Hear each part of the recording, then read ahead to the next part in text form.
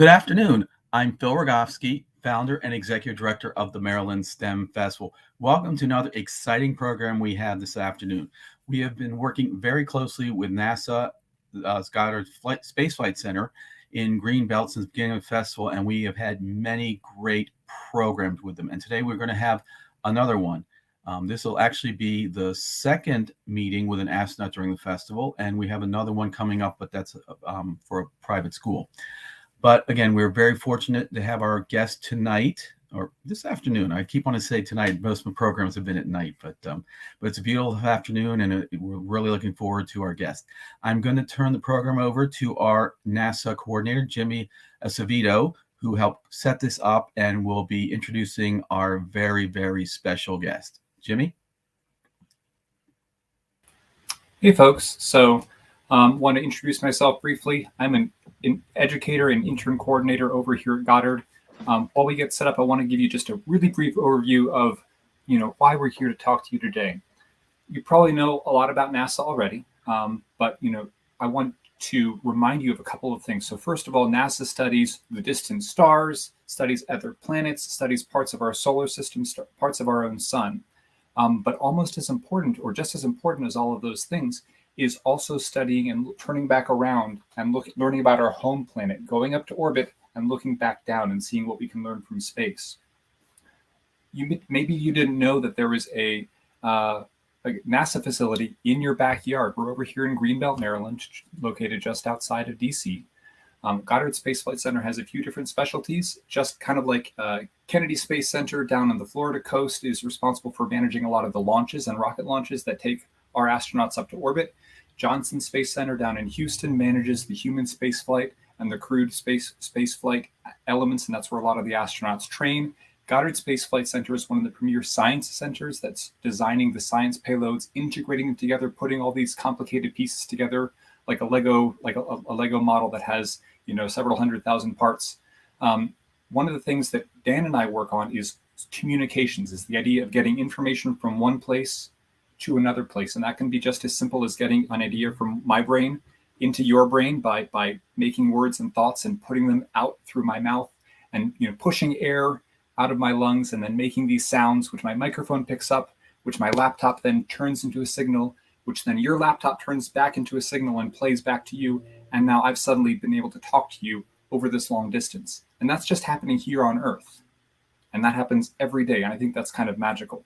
Now think about how hard it is to do this 250 miles straight up to something that may be moving at 17,500 miles per hour, and how we can send information around, or how we might be talking to the New Horizons probe or to the Voyager probes, which are billions of miles away. It had actually left our solar system. All of this is communications. So our group is space communications and navigation that is designed, that our job is to look at the universe around us, make sure we know how to move the information from one place to the other, know how to get our spacecraft out and get back. Dan is going to talk both about his life as an astronaut and how that informs his new job, where he helps us get folks excited about the cool work we do here. But without further ado, I want to introduce Dan Tani, who's a shuttle astronaut and a space station astronaut, who's a mechanical engineer and a fantastic person and a teacher. And Dan, would you tell us a little bit more about your story while I pull up slides?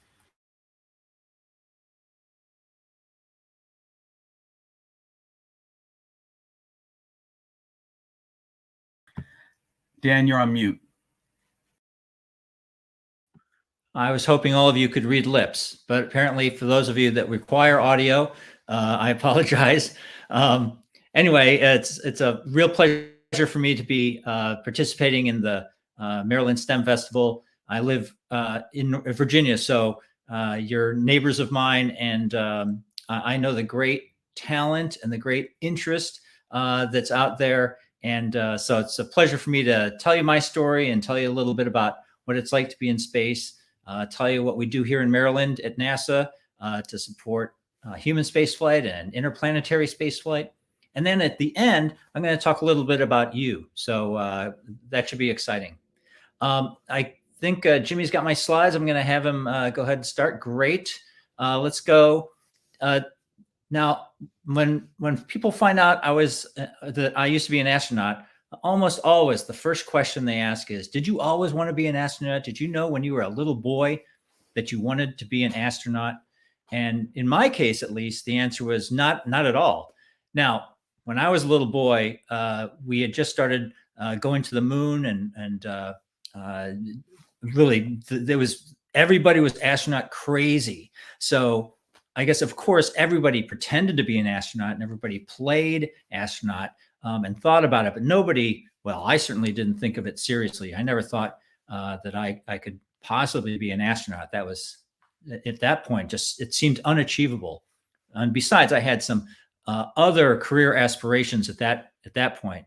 I really wanted to be a cowboy, because who doesn't want to be a cowboy and get the bad guys and round up the herd and move them across the country. But I grew up right outside of Chicago, and we didn't have many horses or cows out there, so that was a career path that wasn't going to go anywhere. On the other side, I really love baseball. I was a baseball player from a little boy. I was that kid that ate and drank and slept and dreamt about baseball. And I would say that really the only thing that prevented me from going into professional baseball as my career is that I just don't have the skills. I'm not a very good baseball player. I love the game, but I just wasn't very good at it. So I wasn't going to get very far in baseball. What I really loved to do when I was about 10 or 12 years old is my big hobby was flying model rockets, building and flying model rockets. And these rockets are made of paper and wood and plastic. And you get to build them yourself and glue it all together, decorate it, make it as cool as you want. And then you can take you can go buy a little rocket engine, and you put it in the back of the rocket, and you set it out in a field, and you hook it up to a battery, and you step back and you press a button, and then the rocket goes up hundreds of feet in the air. Some go over 1,000 feet in the air. They go so high that they disappear in the sky. You can't see them. And then if everything goes right, a parachute comes out and it floats back down to earth, and you run and go get it. Hopefully it doesn't get stuck in a tree or a pond. And then you can put it all together again, put another rocket engine in it, and do it over and over. Now, I thought that was so exciting. It was fascinating. And it was so exciting to have the power of all that speed and all that excitement in my thumb. I press my thumb, and it goes up into what seemed like into space. So that was really fantastic. Now, when I look back at my fascination with model rockets, I see two different aspects that really influenced me. One was the engineering of it. I call it the engineering of it, the building of it, the design of them, how they worked, how everything fit together, how different parts had to be in different places. And I really loved that part of it. I like the building and the flying of it. So the engineering of it really fascinated me. And I think that really affected both my education and my profession. But then, when I would fly these rockets and they'd go way high, when they would disappear in the sky, I started to wonder, I can't even see it. It's so high up there. And then you started wondering, what's it like up there? What can it see? I wonder if it can see me. I wonder if I've disappeared, relative to the rocket. And I wonder if it can see, my school or my friend's house.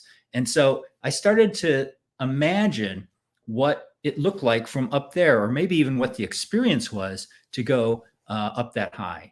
Some of the rockets I built have a little clear plastic area called a payload area, and you can go catch a grasshopper or a cricket or a worm or something, and you can put it in the payload area and give it the ride of its life. And when it lands, I would say most of the time, some of the time, the cricket or the grasshopper would be okay. It would jump off, and you wonder what kind of stories it had when it went home that day to tell everybody. And it made you wonder, or made me wonder, what was that like? What did they get to experience?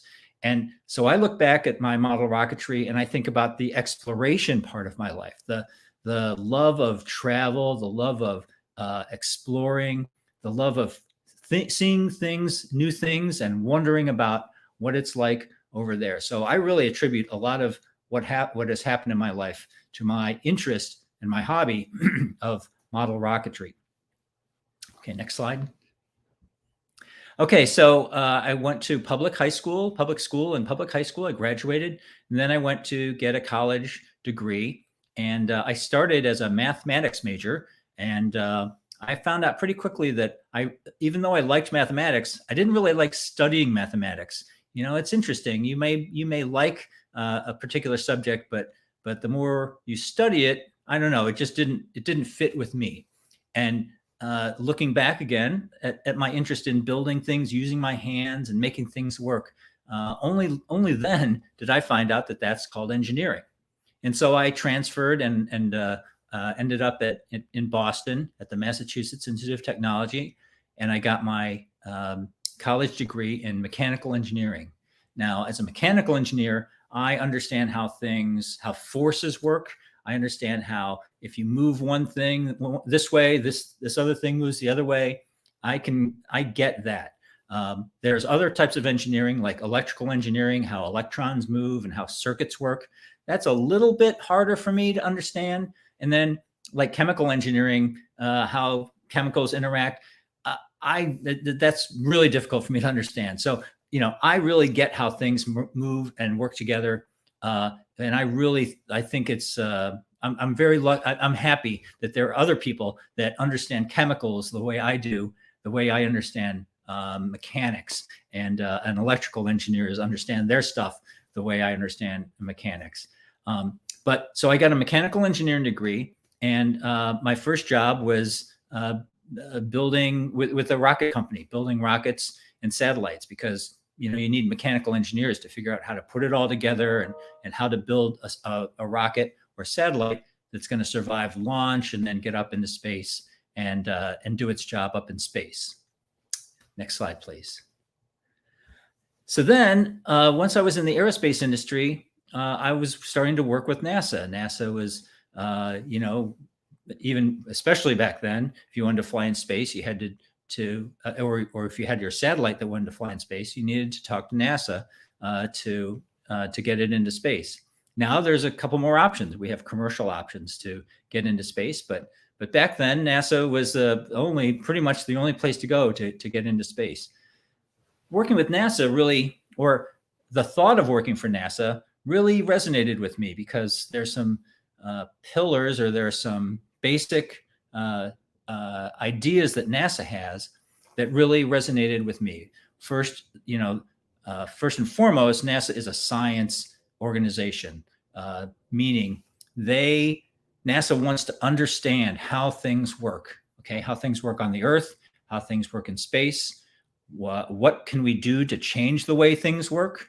How do we improve our atmosphere? How do we understand what the temperature of the Earth is? How do we know what's happening to the temperature of the Earth?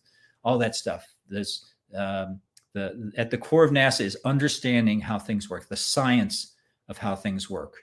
Okay, there's also discovery. It's what is out there. I wonder, you know, if you go past Pluto, what's it like out there? What's past there? What's past the Milky Way? What's past the known universe? There's all sorts of questions about what is it? What's out there? How does it work? You know, what happened to the planet? What happened to the planets that we know about? What happened to Venus? You know, we think Venus probably was a lot like Earth, but something happened, and now it cannot survive life as we know it. But what happened? So we want to understand how what's out there and how it works. Okay, exploration. You know, NASA sends robots and people to out into space to places that we haven't been yet, and that we're starting to explore. We're starting to send robots or sensors and people to further and further away from Earth. And so that's really exciting to me. And finally, you know, NASA is known for its great technology, and to do all these exciting things that I just talked about, we need very cutting edge tools. We need cutting edge technology. And so if you're, I'm proudly a nerd. And so if you're a nerd like me, you like the cool stuff, the stuff that does amazing things, from computers to simple things like space pens or little things that have to be designed to accommodate space travel and satellites and rocketry, all that stuff. So when I thought about NASA, I thought, boy, what NASA does really resonates with me. I mean, I can identify with all these things. They're all interesting to me. I want to support NASA's goals, mission. And so I applied and I applied and I applied, and I finally got accepted to work at NASA as an astronaut. And I did that about 25 years ago. 1996, I got to join NASA. Okay, next, please. So in my career, I've been to space twice. I've on 3 different missions, which is kind of confusing, but the destination for me going to space has been the International Space Station. Now, the International Space Station is an amazing vehicle, a facility. We started building it around 2000, and we finished building it around 2011. So it took over 10 years to build. It's a world-class laboratory in space. What you're looking at there is about the size of a football field. It's kind of hard to tell from here, but where the astronauts live and work is a series of tubes, sort of like a big airplane. Right, there we go. Those are the tubes where the astronauts live. And I'm going to show you what the inside of that looks like. What I would love to ask all of you to do is go look at it. Go find the space station. So you can get on the internet and say, hey, I live in Baltimore and I would like to see the space station. And it'll find the website that will tell you where to look and when. And usually there are good opportunities. They'll either be before sunrise or after sunset. And they usually come in about 1 week periods, maybe every other week or so. And so I didn't check the predicts right now, but you should go take a look at it because you can see it fly overhead from your backyard or from your street.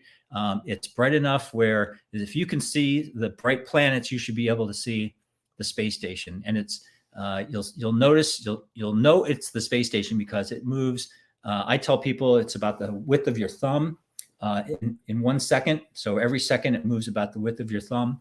And it's really cool to look at it and think, there's 7 people living on that thing right now. Now, there's only 3 right now because 4 just landed this morning, I think. And so we're going to launch another 4 in a couple days. But it's really, I think, inspiring to look up at this dot streaming across the sky 250 miles away and think there's 3 people living on that thing right now. And it's quite an inspiration. Okay, next.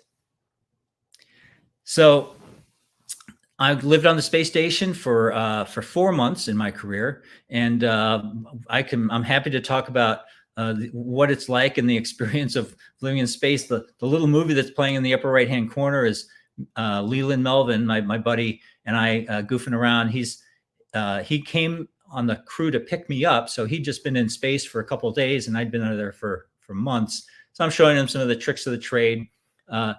All the water that we drink is in bags. And if you squeeze that bag really carefully, the water goes up the straw and you can create this bubble of water. If you look really carefully, you can see air bubbles that are floating inside the water bubble, which is really cool. And it's only possible in a microgravity environment. And now the surface tension, the force on the outside of that water is trying to make it a perfect sphere. And it would have been a sphere if he hadn't eaten it. The picture on the left there is me in my sleep quarters. We are issued a little room that we use as our little bedroom or a little private space. And you can see, you fill it up with your stuff from home to remind you of your family. And we have a computer to do our email and watch movies. And if you can see down in the lower left-hand corner, I have a tube of toothpaste and a toothbrush, and above it a silver bag with water. And we don't have a sink in space. There's no sink in space because if you think about it, the only way that water knows to go down the drain in a sink is gravity is pulling it down. And we don't have gravitational forces on the space station. And so we don't have a sink. It just doesn't make sense to have a sink. And so we brush our teeth wherever it makes sense. Most of us brush our teeth right in our crew quarters. And so we, it's just like on Earth. You put the toothpaste on the brush, you brush your teeth, okay? And then when you're done brushing, you take the bag of water and you open the valve and squeeze the bag and pull some water into your mouth, and then rinse your mouth out. Now the problem is there's no place to spit it. We don't spit our toothpaste out because we don't have a sink. And you could spit it out into a towel, but then you kind of have a disgusting towel. And so we swallow our toothpaste. Astronauts have to swallow our toothpaste, and I did that for 4 months in a row. And I'll tell you, one of the real pleasures of coming back to Earth was being able to spit my toothpaste out 2 or 3 times a day every time I brush my teeth. And then let's see, just another picture on the lower right-hand corner. This is me doing a spacewalk. I had the honor, the pleasure of doing 6 spacewalks in my astronaut career. And doing a spacewalk is just unbelievable. You get in this the big white suit. The white suit is the purpose is to protect you from the elements of space. The elements being vacuum. So the suit holds pressure on your body, because without pressure on your body, you would die. So you need that. It also provides you oxygen that you can breathe, and cooling so that you don't get overheated, and communications, and everything you need is in that suit. And so when you put the helmet on and lock your gloves up and go outside into space, you're really your own satellite for the next 8 hours or so. And it's really a fantastic opportunity. It's hard work, and that suit is bulky and it's hard to move in and it hurts. But boy, the view you get from being outside doing a spacewalk, and then the satisfaction you get going out and fixing something or being part of the team that's actually building the space station is really, really fantastic. Okay, next slide, please. This is a view of my the crews that I got to go to space with, and the larger picture on the left there is my first mission to space. The space shuttle holds 7 people, and so generally 4 of those people sit upstairs in what's called the cockpit or the flight deck, and then there's room for 3 more in the lower deck, the mid deck. And so since it holds 7, there were 4 of us. And our job on that mission was to bring 3 people to the space station. And then once those seats were empty, we brought the 3 that were on the space station, we brought them home. Okay. So that was my first mission. It was about 2 weeks in duration. I got to do my first spacewalk. It was a great introduction to space. And then when I got back, my boss asked me if I wanted to train to live on the space station. If anybody ever asks you that, there's only one answer, and that answer is yes. Of course, I'd love to go live on the space station. And so I trained for 5 years to go live on the space station. It's a very complicated machine, the International Space Station, and so it requires a lot of training to learn everything you need to know to go live on the space station. Well, the 5th year, that last year of those 5 years, I spent every day with the crew in the upper right-hand corner. They were going to be my ride up to the space station. And that's the crew of the Space Shuttle Discovery.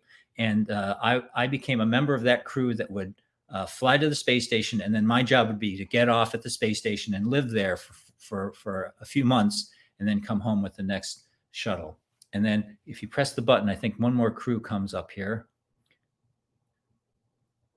Right. So when I got to the space station, I would live with 2 other people, and the 3 of us would live for months on the space station. I spent 4 months there. The other 2, Peggy and Yuri, actually spent a total of 6 months up there. I was up there for 4 months of their 6-month stay. Now, before we leave this slide, I want to point out one thing that I always think of whenever I see my crew pictures together. On the first picture we looked at, I'm standing next to a woman named Linda Godwin, and she was a veteran astronaut that I got to fly with. And we did my first spacewalk together. When we do spacewalks, we always do them in pairs. We do that primarily because you can have one leader and then one sort of follower, learner. And so she was my lead spacewalker. So I learned everything about spacewalking from Linda. She was a great teacher. She was a great spacewalking boss. And then on the upper right-hand corner, I'm standing next to Pam Melroy. Pam Melroy was the second woman to ever command a space shuttle. The commander is the big boss. So she was the big boss of the space shuttle, flew it, and it was a real pleasure to be on her crew. She was the boss of our crew, and she did a great job. Pulled our crew together. We were so tight and connected. She was a great boss. And then when I got to the space station, I'm standing next to Peggy Whitson down here. She was the first woman to be the commander of the space station. And so I got to fly with the second commander of the space shuttle and the first woman commander of the space station. And again, she was a fantastic woman to work for. She's a NASA astronaut. She was a farm girl in Iowa. And then she became a PhD, a doctorate in kidney function, and worked for NASA doing that. Got selected to be an astronaut. And then I just saw some pictures that she posted of her growing plants on the space station a couple of years ago. And she says that she was a farm girl turned astronaut turned farm girl. But anyway, it was a pleasure to work, an honor to work under her as she served as my boss on the space station. So Linda, Pam, and Peggy, 3 women bosses at work when I was at NASA, and all fantastic. And I'm married. I've got 2 daughters. I've got 3 women bosses at home. And so I really like to honor and mention the great women leaders I've had in my life. I would not be as successful or where I am today without the great leaders, all the way from my mother and my sister through my bosses at work to my daughters and my wife. The influence they've had on my life is invaluable. And I feel like it's my job to go out there and train, nurture, identify, help the great women leaders of tomorrow. Make sure that they can guide all of us to a better future. Next, please. Here's a launch. Let's go through a space shuttle launch. I don't know if the sound will work, but it's just rocket sound that we can all imagine. The space shuttle launches from the Kennedy Space Center in Florida, and it's propelled into space by rocket engines that are on the shuttle itself. It's actually hard to see them in this view. And then 2 big white, what are called solid rocket boosters that are on the side of that orange tank. Those are like big versions of those rocket engines I used to fly when I was a kid. Okay, so there's the coast of Florida and the space shuttle as it's being propelled into space. As soon as those solid rocket motors light, you are pushed back into your seat, and I think you saw from the video, things are shaking like crazy. It's an exciting time. You are definitely going somewhere. You just hope it's exactly where you want to go. Again, we accelerate consistently, meaning you're pushed into your seat harder and harder. After 2 minutes, those solid rocket motors are done with their propellant, so they come off, and then the liquid fuel feeds those 3 engines. Now you can see the 3 engines, and for 6.5 more minutes, the liquid engines propel you into space. So only 8.5 minutes, 2 minutes on the solids and 6.5 on the liquids. The 8.5 minutes to going from 0 miles an hour in Florida to going 17,500 miles an hour, going around the Earth every 90 minutes. It's a fantastic ride. All right, why don't we go to the next? There we go. All right, so once you get to the space station, one of the great things about the space station is that everything in the space station is floating, because we are falling around the Earth just like the space station is. And so inside we get to float. And so moving around the space station from one end to the other requires you to learn how to fly like Superman. You can run it again. And it is so enjoyable to fly in space like Superman. In fact, when I was about to come home and we were about to close the hatch, I wanted to spend the last 2 minutes flying from one end of the space station to the other end and back. It's just a fantastic experience. Now, I took this movie about a couple months into my stay, because when you get there, you have to learn how to do it. It's not as easy as you think it is. And you spend the first couple days kicking equipment and cameras and crewmates and stuff, because you have to figure out how to control your body really well as you fly through space. But it's really the thing I miss most about being in space. Next, please. Well, that's one of the two things I miss the most. The other thing I miss most is looking out the window and looking at our beautiful Earth. And we fly about 250 miles above the surface of the Earth, and it gives us a really unique perspective on the Earth. And I'm not going to talk about all these pictures in particular, but what I want to say is we live on absolutely a stunningly beautiful planet. I see everything from beautiful snow-capped mountain peaks to lush forests to beautiful oceans, glaciers, stuff I don't know what it is. The one in the right-hand corner, lower right-hand corner, is something in Central Australia. Something creates those erosion patterns. I don't know really what it is, and creates that beautiful red hue. But we live on an incredibly beautiful planet, and people want to know how did anything change when I came back from space? What did did I have any change in perception or ideas coming from space? And really what changed in me was I came home as a very proud citizen of this planet. And I would say that it's my most cherished citizenship, is citizenship of planet. And so I just want to show you what a beautiful planet we live on, and we should all be proud to call ourselves Earthlings. I wish everybody had the opportunity to go up and see how beautiful our home is. Next, please.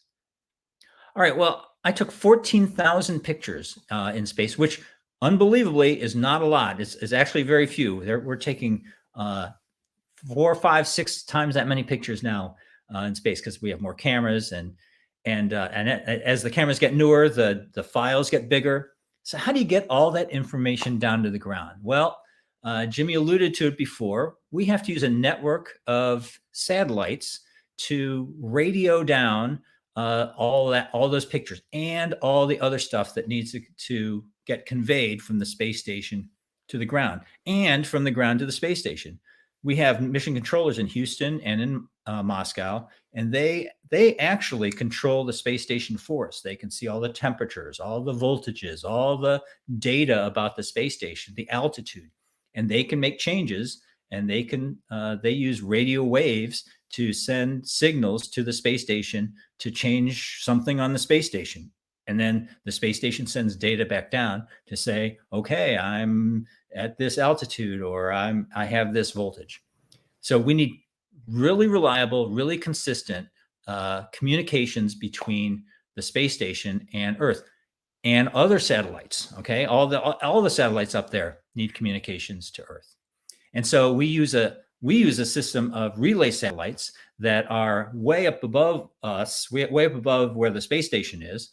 And we can, since the Earth is moving and we can't talk to any antenna, we can only talk to one antenna for a couple minutes because the Earth is turning and we're moving fast. So we use these relay satellites to send a signal, and it relays it down to a ground station on the Earth. And that's how we get consistent communication coverage to the ground. Next slide. This is just a picture of what that stuff looks like. So the middle there is the satellite. It's called the TDRS satellite, Tracking Data Relay Satellite, and it's a big relay for radio communications to and from spacecraft like the space station. And then those radio dishes on the Earth are the big dishes that receive the signal. And then once you're on the ground, then it can distribute it through the network on the ground using fiber optics and other communication methods. Now, these antennas are not in Maryland, but the satellites, the TDRS satellites, we call it constellation, the group of satellites, are all controlled or are managed by the Goddard Space Flight Center here in Greenbelt, Maryland. So this is what we in Maryland do. We manage all of the data that that gets sent down from spacecraft and from astronauts and from other satellites that are looking at the Earth and eventually the moon. So all this stuff happens right here in Maryland. Next, please. Oh, yeah. Well, we do more than just go around the Earth. We, NASA are really working hard on going back to the moon, but we also send probes to Mars. We send and rovers, little trucks to Mars, and we send probes and other satellites even further out. In fact, we have a couple satellites called Voyager that we launched in 1977, and they're still flying, and they are going. They have both passed Pluto, and so they are out of the solar system. And all that data, all those pictures and data, has to get back to the Earth, and we use the space communication system with the antennas and all that stuff to get all that data back on Earth. Next, please. Okay, I just want to run through a couple more slides, and then I'm going to do as many questions as I can. But basically, here at the Goddard Space Flight Center in Maryland, we do communications to scientific satellites. We do it from the space station for human space flight. So we support life in space by bringing all that data down and sending commands up. And then we run experiments because we're trying to get better. We're trying to learn how to make space communications even better. And so the next big thing is using lasers, because that's going to carry more data. And so we're about to launch a satellite in a month or so that we can use to test how to use lasers to get maybe 100 times more data into a communication path than currently available. So that's what we do here in Maryland. Next. This is the laser communication I'm talking about. We've been using radio waves forever. Forever means, since the 1950s when we started flying in space. But now we want to move to lasers because it just carries more information. But there's plus sides and there's minus. There's good sides and bad sides. We need to figure out how to minimize the bad aspects. But eventually, we want to get to the lasers. It's just going to carry more data. And we had a program last week with NASA talking about laser communications. So you can watch that on the YouTube channel and on our Facebook page. Perfect. Well, we consider that to be the future. This is just a picture of different laser applications that we've done and that we plan to do. And let's just keep going, because I'll highlight really the big one, which is we want to bring laser communications to the moon. We have a program called the Artemis, where we're going to put people back on the moon. Here's the Artemis. That's the thing in the middle of it is called the Gateway. That's going to orbit the moon, and that will be a place where astronauts can launch from the Earth, go there, get ready for their moon landing, get into their moon vehicle, go down the moon, come back. And so we intend to use laser communications to maximize the amount of data that we can get back and forth to the moon. Next. This is just a graphic that shows the flight plan, how we're going to get to the moon. So I'm going to skip this. It's complicated, and hopefully those of you who are really interested can learn about it.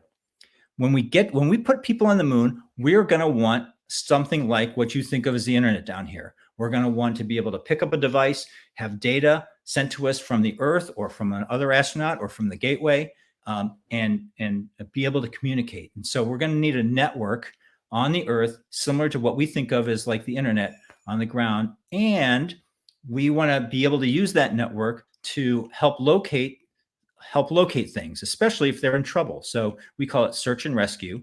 And so this network of this communication network can both be used to transmit information, which we all need, plus help us if we're in trouble and help locate us. Next, please. All right. So here's how I talk about you.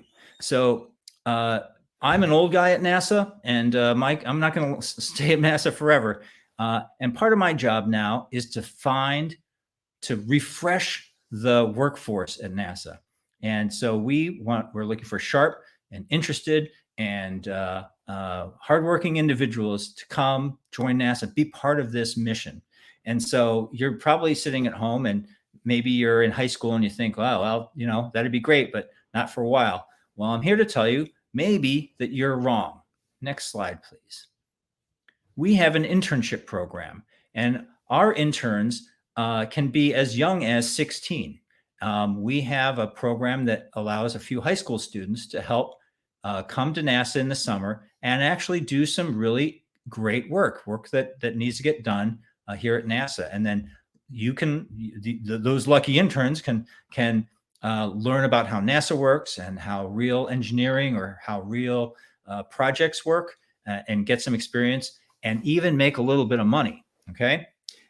Most of our interns, however, are in college. So maybe when you go to college, or maybe you're in college and you're thinking of working with NASA, that's a great opportunity. It's generally a summer internship. You can work in the fall or in the spring, but it's a great opportunity. And of course, we're looking for the engineers, and of course, we're looking for the scientists, but we're also looking for people that aren't particularly in those fields. We're looking for some business majors to help the business people, because NASA is a big organization. It does everything. It does all the sciencey stuff, but it also has to run like an organization. So we need graphic artists and writers and people that create these great slides. And so we hope to have a lot of different types of offerings for our summer interns. So next slide, please.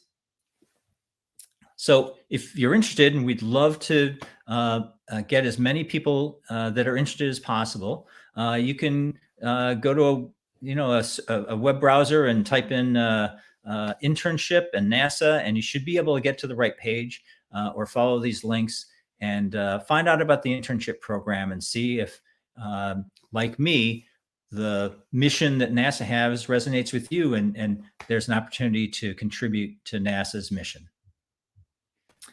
That's all the slides I had, and I went a little bit longer than I wanted to, but I would love to take some questions. Okay, we have a couple young ladies here. I believe they have a question too. Aaliyah and Ava, please take yourself off mute, and I think you have a question or two for Astronaut Dan. And please introduce yourselves.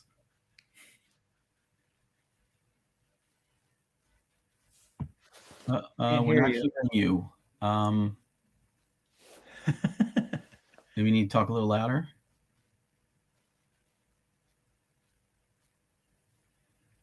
Oh, we're still not hearing you. Try saying something nice and loud.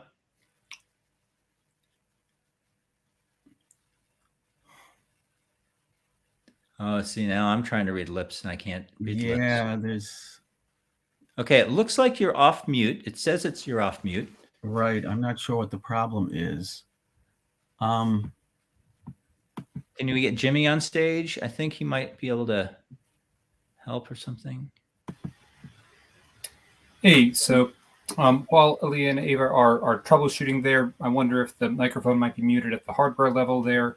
I'll start off with some questions from the audience here, and if you all can just keep on trying, Leah, even just jump on in once you think you have the microphone working there. So don't sweat at these things. This is how these go. Dan, Claire was asking about, what about the spacesuit hurt? I understand that it's under a lot of pressure, and it's kind of like trying to wear a balloon that always wants to go into one shape. Is that what you were referring to, or can you talk more about what that experience is like? Right. Yeah. One of the hard parts of working in the spacesuit when you're doing a spacewalk is it has to provide pressure on your body. That's what keeps you alive. Now, we're only about a third of maybe of a quarter of the pressure of that we experience here on Earth, but it's still a lot of pressure. So that analogy is exactly right. It's like you're working inside a blown up rubber glove. And so that rubber glove has a particular shape it wants to be at. And in the case of the spacesuit, it's this. And if you want to do anything else, you got to fight against it, and especially your fingers. And so the gloves want to be like this. So if you want to hold something, right, you're fighting against it the whole time. Or if you want to expand your fingers, you're fighting against it the whole time.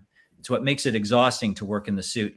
But they try to make it as flexible as possible, but because it's under pressure, you're always fighting the pressure of the suit. And you just have to do this for like 5 minutes at a time, right? Yeah, 8 hours usually. Well, a spacewalk is targeted for 6.5 or 7 hours. You can go an hour longer or so, but even getting ready to go on a spacewalk, you're in the suit for about 3 hours before you go outside. So it's a long day in that suit. And Annie was asking how many times you've been up in space, and I think that was twice. Is that correct? 2 trips. Yeah, 2 trips. First one for a couple of weeks, and then the second trip for 4 months. Fantastic. Ali and Ava, you all want to give another microphone check there? I want to see if it's working. Can you say something, please?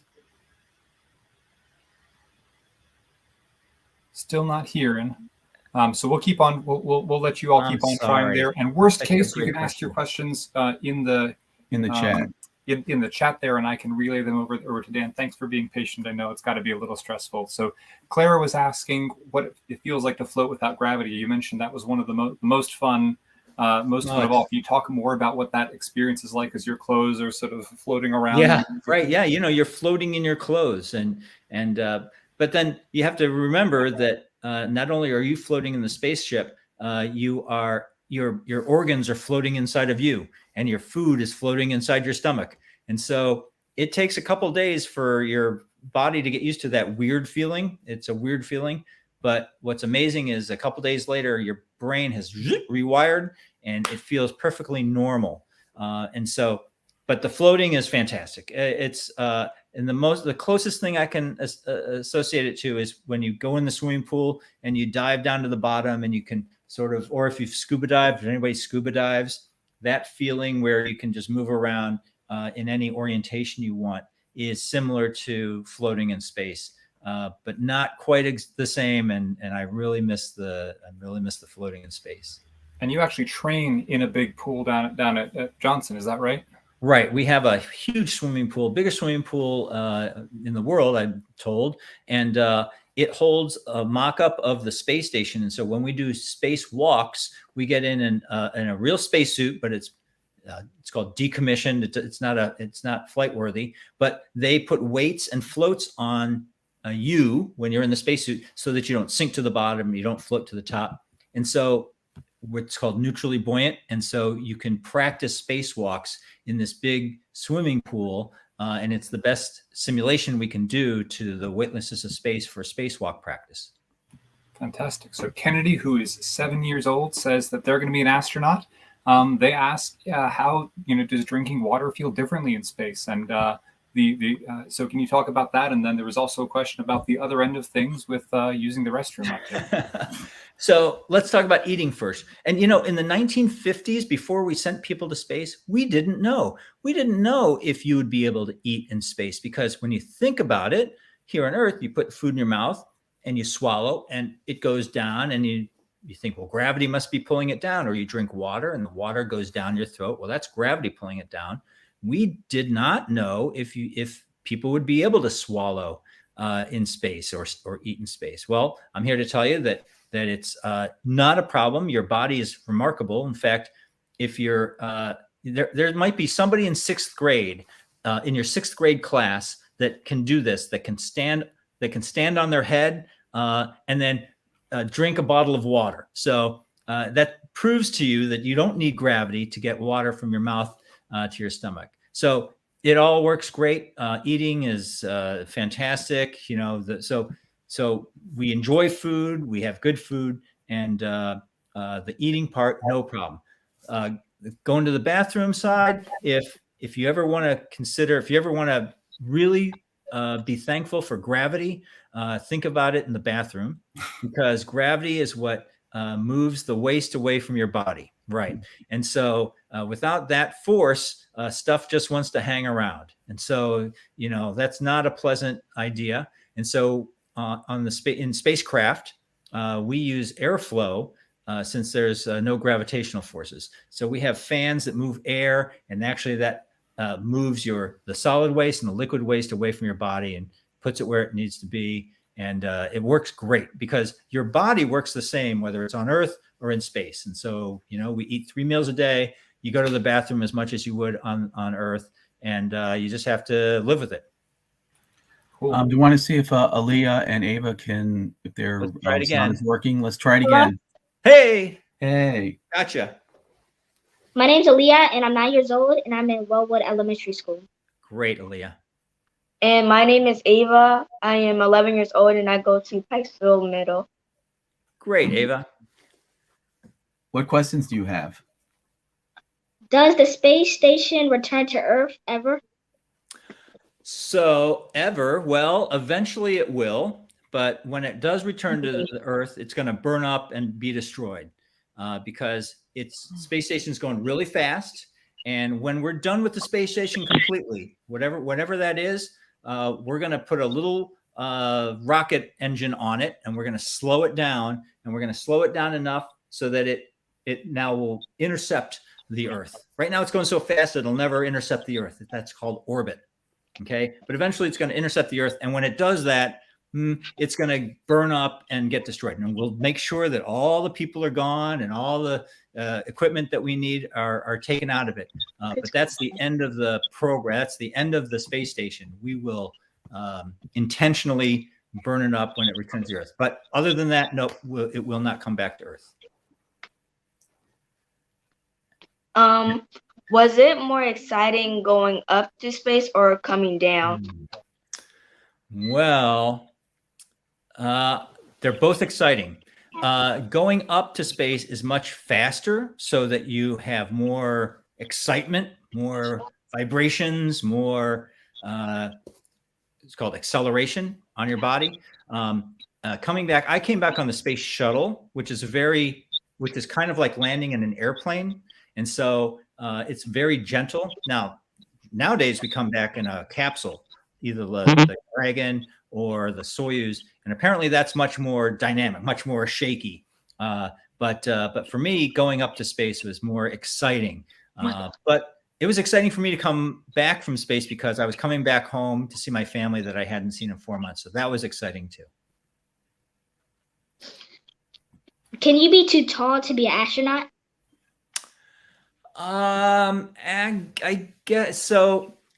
The real answer there is yes, because when the space agencies decide that they're going to make spacesuits, both for spacewalking and for launching, or they're going to make the seats, or they're going to make other things for the astronauts, they have to design to a particular range of sizes, right? And so there's some size. Now, I think it's pretty big. I know some astronauts that are 6'4", 6 feet, even 5.